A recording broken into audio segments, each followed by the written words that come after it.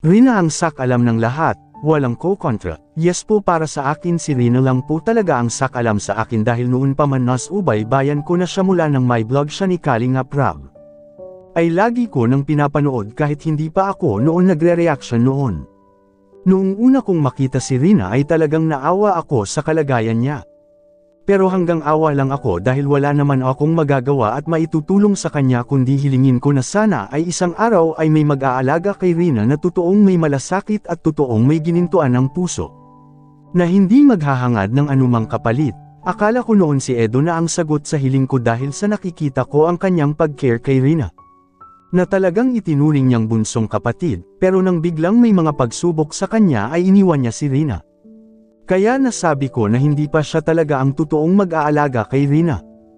In the future kaya noong makita ko si Ma'am Roda at noong una silang magkakilala ni Rina ay nakita ko kung paanong yamakap si Rina kay Ma'am Roda.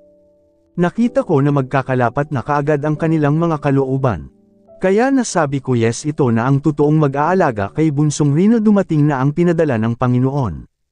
Para siya ang maging gabay ni Rina patungo sa kanyang pagpagaling. Napanood ko ang unang vlog ni Ma'am Roda kay Rina, unang gabing maaligan ni Ma'am Roda si Rina. Ay talagang awang-awa si Ma'am Roda kay Rina dahil nag-iiyak ito at nakita ko kung paano niya ito kinokomport. At di ko namalayan tumutulo na pala ang luha ko sa kapapanood ko sa vlog ni Ma'am Roda. Naiyak ako dahil sa wakas nagtagpo na ang parihong uhaw sa pagmamahal si Ma'am Roda, uhaw sa pagmamahal sa anak dahil malayo ito sa kanya.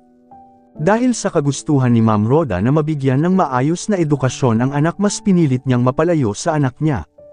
Tiniis ang lungkot pangungulila sa anak. Si Rina naman ay uhaw sa totoong pagmamahal ng isang ina. Bagamat may tunay na ina, hindi naman ito maaligan dahil sa may sariling pamilya na ito. Kaya talagang sadyang pinagtagpo silang dalawa upang maaligan ng maayos si Rina at maalis ang lungkot ni Ma'am Roda. At nakita ko kung paanong nasaktan si Ma'am Roda noong biglang sinugod siya ni Tatay Nestor noon.